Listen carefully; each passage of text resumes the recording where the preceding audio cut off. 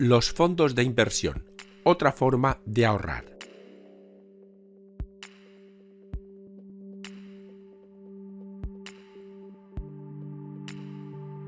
Vamos a explicar de una forma fácil y sencilla en qué consiste un fondo de inversión.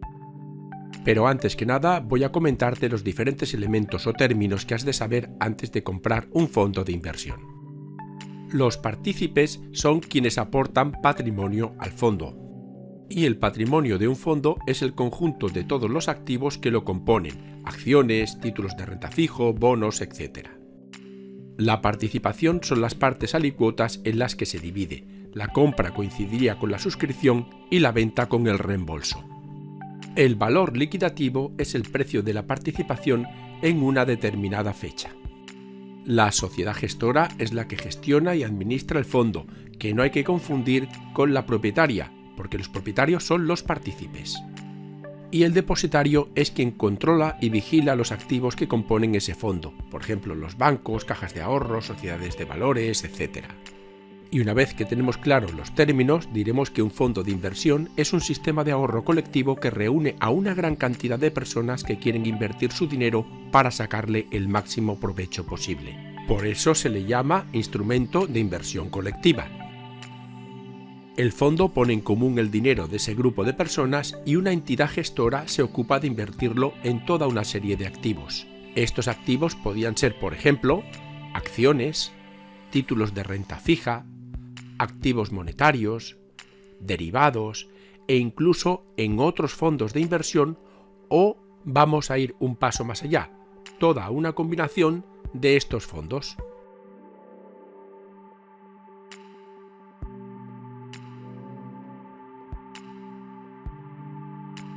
Bien, pues ya sabemos lo que son y ahora vamos a conocer su funcionamiento. Como hemos dicho al principio, la entidad gestora utiliza el capital reunido en el fondo de inversión para comprar a su vez diferentes activos, como pueden ser acciones, títulos de renta fijo, bonos, etc. Y al conjunto de todos estos activos se le denomina patrimonio del fondo. Por lo tanto, cuando inviertes en un fondo de inversión, lo que estás haciendo en realidad es comprar una parte de su patrimonio, es decir, una participación, y el precio de cada participación recibe el nombre de valor liquidativo. ¿Y cómo se calcula ese valor liquidativo? Pues dividiendo el patrimonio total del fondo entre el número de partícipes en circulación en cada momento. Y esto nos lleva a dos conclusiones. La primera es que cada vez que un inversor aporta dinero al fondo, lo que hace la gestora es crear nuevas participaciones y se las entrega al inversor. Por el contrario, ¿qué pasa si un inversor retira toda o parte de su participación? Pues justo lo opuesto, que la gestora entrega el dinero que le corresponde al inversor a cambio de sus participaciones. Por tanto, estamos hablando de un juego en el que los inversores aportan y retiran dinero constantemente, aumentando o disminuyendo sus participaciones. Tanto aportar dinero como retirarlo implica que el número de participaciones cambia continuamente, aumentando, como hemos dicho, o disminuyendo cada vez que alguien aporta o retira ese dinero.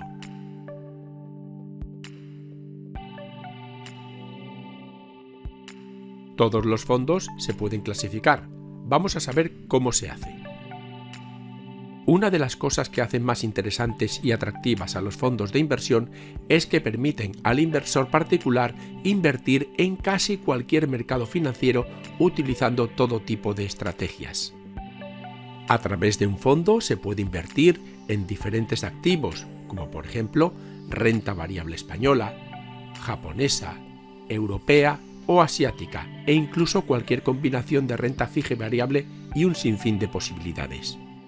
Una primera clasificación permite distinguir entre fondos de inversión mobiliaria que invierten en activos financieros, y estos pueden ser de diferentes tipos. Ordinarios, que invierten mayoritariamente en renta fija, renta variable o derivados, de fondos que lo hacen en otros fondos de inversión, subordinados, que invierten en un único fondo de inversión, índice, cuya política de inversión trata de replicar un determinado índice, o cotizados, cuya peculiaridad es que se negocian en las bolsas de valores como las acciones. Y por otro lado están los fondos de inversión inmobiliaria, que invierten fundamentalmente en inmuebles para su explotación en alquiler. Son fondos en general menos líquidos que los de naturaleza financiera, lógicamente. Aunque hay varios criterios para clasificar la amplia gama de fondos, la más habitual se hace según la vocación inversora de este fondo, es decir, según el tipo de activos financieros en los que el gestor invierte las aportaciones de los partícipes. Estarían los monetarios, que invierten en activos de renta fija de corto plazo, cuya duración media ha de ser inferior a 6 meses, como letras del tesoro o pagares de empresa. Los de renta fija, que invierten el 100% de su cartera en títulos de renta fija a corto, medio y largo plazo. Los de renta variable, que invierten más del 75% de su cartera en renta variable. Los mixtos, que son los fondos de renta fija mixta con una inversión en renta variable inferior al 30%, y los fondos de renta variable mixta con una inversión en renta variable entre un 30 y un 70%. Los total o parcialmente garantizados en función de si aseguran o no la totalidad de la inversión inicial. Los de gestión pasiva, que reproducen un índice bursátil o financiero. Los de retorno absoluto, que persiguen un objetivo de rentabilidad y riesgo de forma periódica pero no están garantizados, o los globales, cuya política no encaja en ninguna de las categorías anteriores. Y además de estos hay otros menos conocidos, pero no por eso menos importantes. Y esta sería la documentación que te han de entregar al comprar un fondo. Las comercializadoras de fondos tienen la obligación de entregar al inversor dos documentos: una copia del documento de datos fundamentales para el inversor, el DFI, anteriormente denominado folleto simplificado, junto con el último informe semestral publicado, siempre antes de que se suscriba un fondo. El DFI tiene una extensión máxima de 2 páginas, ampliable a 3 en caso de fondos estructurados, y recoge toda la información necesaria y relevante para que el inversor pueda tomar una decisión sobre si le conviene invertir o no en ese fondo, mientras que el segundo consiste en un resumen de la situación del fondo durante 6 meses. Y como el primero es un documento muy importante, vamos a hablar de los apartados del DFI. En los datos identificativos del fondo muestra la denominación de este, el código ISIN, que se trata de un código de identificación internacional, el número de registro en la CNMV, así como la identificación de la gestora. En objetivos y política de inversión contiene la descripción detallada de la estrategia del fondo, en qué y cómo se invierte, la categoría del fondo, que es la vocación de acuerdo con una clasificación estandarizada, monetarios, renta fija, renta variable, mixtos, total o parcialmente garantizados, gestión pasiva, globales, retorno absoluto, etc. La política de inversión, que es la descripción detallada de la estrategia del fondo para invertir el patrimonio de los partícipes, el objetivo de gestión, si tiene o no un índice de referencia, y el valor liquidativo aplicable en caso de suscribir o reembolsar las participaciones. Por lo que respecta al perfil de riesgo y remuneración, lo que hace es ofrecer un dato indicativo del riesgo del fondo en una escala del 1 a 7. Va de potencialmente menor rendimiento y menor riesgo el 1 a potencialmente mayor rendimiento y mayor riesgo el 7. Es importante tener en cuenta que la categoría 1 no significa que la inversión esté libre de riesgo. En gastos corrientes y comisiones se incluye el indicador de los gastos corrientes TER como media de los gastos totales que soporta el fondo.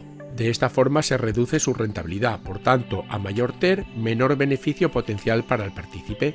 Y por otro lado, también se incluyen las comisiones que asume el partícipe de forma directa, reembolso, suscripción, comisión sobre resultados, etc.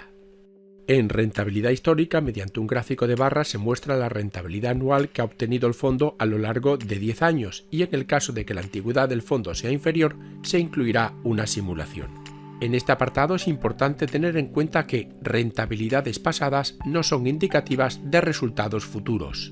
Y por último, hay información práctica sobre el depositario, la custodia de valores y vigilancia y supervisión de la gestora, sobre la inversión mínima inicial, la fiscalidad, así como el lugar donde se puede consultar otra información básica de dicho fondo de inversión. Y en el último capítulo de este vídeo vamos a comentar toda una serie de datos genéricos.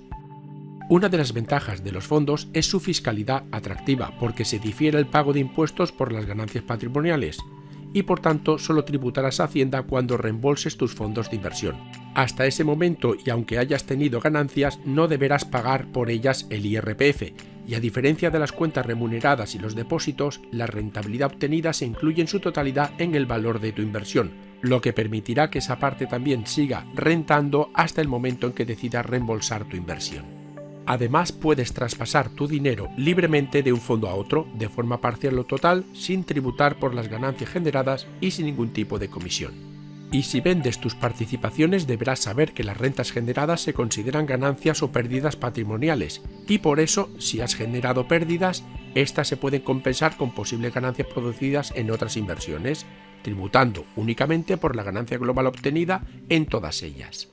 Mientras que si has generado ganancias, el tipo al que tributan depende de su importe, independientemente del plazo que hayas mantenido tu inversión. Aunque los fondos de inversión y los planes de pensiones son instrumentos de inversión muy parecidos y funcionan de la misma manera, existen diferencias entre uno y otro. Las aportaciones a los fondos no desgravan de la declaración de la renta, mientras que las que se hacen a los planes pueden desgravar. Y el capital invertido en fondos está disponible en todo momento, mientras que el invertido en planes solo estará disponible a partir del momento de la jubilación, con algunas excepciones. Y por último existen dos cosas fundamentales.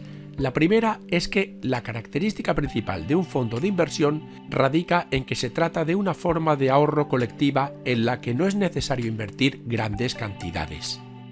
Mientras que la segunda es una cosa que nunca has de olvidar, que la inversión no está garantizada. Y esto ha sido todo. Muchas gracias por escucharme y espero que te haya servido de ayuda. Para más información, entra en youcan.com.